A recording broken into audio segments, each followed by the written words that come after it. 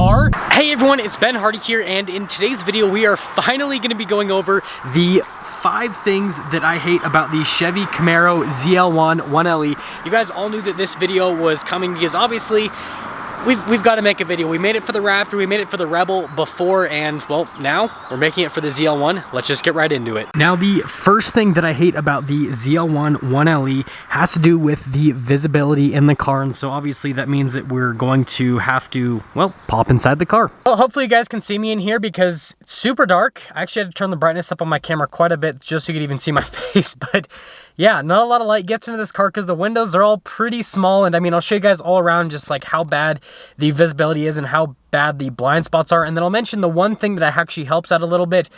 But yeah, visibility is rough. Now, this is from the driver perspective, and I mean, you guys can already see like the windshield is really small, and just because of like how sloped the windshield is and how small it is, visibility sucks. You cannot see traffic lights if you're like the first in place. Literally what I have to do is like, so you guys can kind of see from like a camera perspective, if there was a light, you wouldn't be able to see it, so you gotta kind of like duck basically and look up, and that's the only way for you to be able to see traffic lights when you're in this car. So yeah, the front, it's not great with stuff like traffic lights, and then through the side, you guys will see the visibility through the mirror, and hopefully I'm kind of representing that properly from like a driver's perspective. You can see it's not too bad through both of the mirrors. It's actually pretty decent on that side of things, and the one thing that does help out is the car does have blind spot monitoring, so again, that will help out with your visibility, but it does still make it kind of a struggle. And then here, the passenger seat blocks that window, and that window's tiny already, so like when you're just normally sitting here, you guys can kind of see you have a huge blind spot there. Again, you do have the blind spot monitoring, but you do have a huge blind spot back there, and the rear window is really bad. And then the thing that doesn't help out is the fact that there's a gigantic spoiler back there, so you guys can see the view through the mirror. Hopefully I can kind of get that on camera. The spoiler blocks like half of your viewpoint through there, so just like all of the visibility throughout the car is horrible. And this doesn't have the cool camera system like you can get on, like I saw it on a 2SS that I reviewed. This does not have that camera system. You just get a traditional mirror, and so yeah, you got the big spoiler in the back, and visibility in the car, it's rough. Now, the second thing that I hate about the ZL1 1LE is actually the interior quality, so we're gonna have to pop inside again. Now, we're gonna start off with the door panel, and sorry that it's a little bit dirty, but don't worry, I'll get it cleaned off eventually. So first off, you actually have some nice materials. So you have the Alcantara here, and it's got the red stitching, and all this like feels and looks really premium, but the problem is right next to it you have a bunch of hard touch plastic just all around, and the door handle looks good. It feels super plasticky though as well, and I know that a lot of people are gonna think that I'm being like way too particular about this, but this car brand new was almost $80,000. Think about that, $80,000. And so you think that they'd spend a little bit more time. Now, I wouldn't ask for leather or anything like that because obviously that'd be super heavy, but maybe make the whole door panel Alcantara or just something that's nicer than hard touch plastic. Now, the next thing is down here. This again isn't like a nice metal plaque, it's just plasticky, so they kind of cheaped out on that. Now, the one thing that I do think that's pretty nice is the seats, because they do leather, and then they've got the Alcantara in the middle. The Shelby GT350 and I believe the GT500 as well, they just do cloth on the outside of the seats, and then they do the Alcantara, so the seats they actually did a good job on. It's just the rest of the stuff. So you guys can see plastic all up here. Again, they could have done Alcantara on the dash. They did it on the steering wheel, which was nice, but I hope you guys can kind of like understand this right here is an option, like 300 bucks, so that should just be standard in my opinion. But again, plastic all around here. That carbon fiber was like $500 I think as an option, so again, that should just be standard. You know what I mean? They should just do something to make the interior a little bit more high quality. I understand that it's a Chevy Camaro, but at the same time, it's a $77,000 Chevy Camaro, so it should be just a little bit nicer. Now, the third thing that I hate about the ZL1 1LE actually has to do with the track-oriented tires. Now, in this video, I'm going to explain the things that I like about the tires, but then also the things that I dislike, because I'm probably not going to talk about them too much in the video where I talk about the things that I like about the car. So let's get into the tires. So first things first, let's actually talk about the tires. So you've got 325mm tires in the rear and then 305s in the front, and they're essentially race compound tires. Now the benefits of that is when these tires are warmed up, they just grip and stick like no other. They do a fantastic job at that, but you can also see they're so sticky that everything sticks to them. And so like on a track perspective, they're gonna do great because you're gonna get tons of grip. But from like a daily use perspective, they're not going to be that good just because the tires are going to wear so fast. They're also going to pick up a ton of stuff, throw it against the car, all that kind of stuff. And so that's the thing that I don't like about them is the mileage on them. You can really only get 3 to maybe 5,000 miles depending on your driving. And I mean, if you have a car like this, you probably should drive it pretty hard because that's the whole reason why you bought it. So that's kind of like the downside on the tires, and there is one more downside.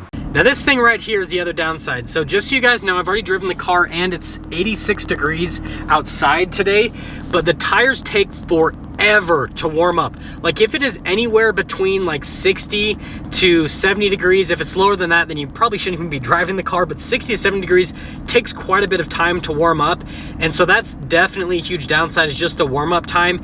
And then the other thing is because these tires are super sticky and a ton of stuff sticks to them, it's a pretty high chance that you're gonna puncture a tire. I've already done it. I mean, I only have about a little bit under 2,000 miles on this car, and I've already gotten flat. So that's another thing with the tires. So they're great for the track, not good for daily use. Who would have thought that race compound tires would not be good for daily use? So the fourth reason why I hate the ZL1 1LE actually has to do with the camera system, which will kind of relate to visibility, which was one of the points that we talked about earlier in the video, but let me explain a little bit. Now over here with the infotainment system, because, well, we're going to talk about the camera setup. So you guys can see the backup camera is pretty good. It's got really good resolution on it. You got lines that turn with the steering wheel. You actually do get parking sensors for the rear. No parking sensors for the front, so good luck with that. But yeah, you just get a traditional backup camera, which, I mean, I'm not going to complain about, and you can see the parking sensor just randomly dinged. Here's where my complaint starts, is you don't get a 360-degree camera system. Remember, it's kind of hard to see out the windows, and you don't get a usable front camera. And you're like, okay, well, it's because they didn't add one. But you have the performance data recorder. And here's what the performance data recorder does, is it actually has a camera view out the front of the car, and you can change the overlay. And if you're wondering what the overlay is, it basically is the heads-up display, but then it puts it over the camera view.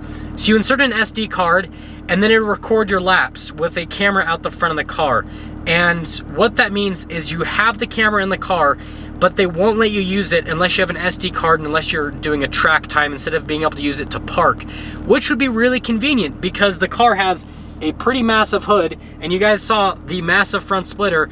Pretty easy to ding those two things, so it would be nice to have use of that camera, if that makes sense. Now the fifth and final thing has to do with the ride quality and the stability of the car overall, and obviously we're gonna have to take it out and drive it to show you that, but I'll at least talk about it before we take it out and drive it, and then obviously sum things up for the video. So just to briefly explain with the car, obviously it's gonna have really stiff suspension since it is a track-focused, track-oriented car, and that's gonna lend to it having a pretty crappy ride quality. It is extremely rough. I mean, you go over any changes in the road, if it's not like a completely smooth road, it just beats you up. And so, yeah, that is something I have a complaint about because it's annoying. And the one thing that I have heard is people that just have the regular ZL1, so not the 1LE package like this, they say that the car's significantly smoother. This car though, again, they have the whole track set up, so it's way rougher.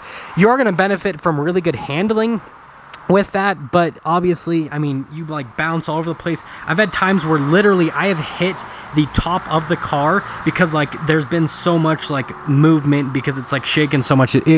It's been kind of crazy. So yeah, it's rough, but I mean, I appreciate it from a handling perspective, but then I don't appreciate it from like a daily use perspective. Well, it took me like a solid 2 minutes just to get like out from my house, and half of that was because I can barely see out of the car, so that's another thing goes to visibility.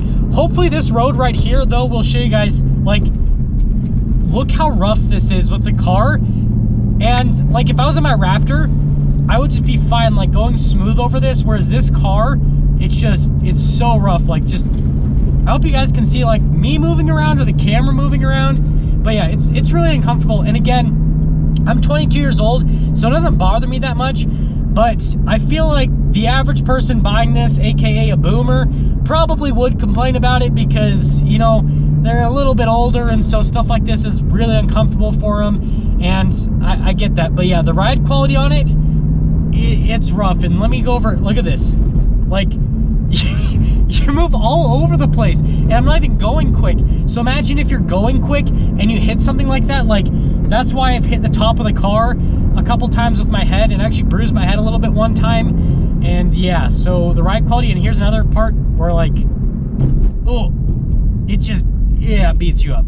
And that is going to sum things up for this video on the 5 things that I hate about the ZL1 1LE. And yeah, I mean, it's still a great car, but obviously it's not perfect. And I'm excited for the comments, because usually when I do videos about things that I hate, then everyone just like says that I'm an idiot and too picky. And well, we'll have fun with that. I'll see all of you in the next video.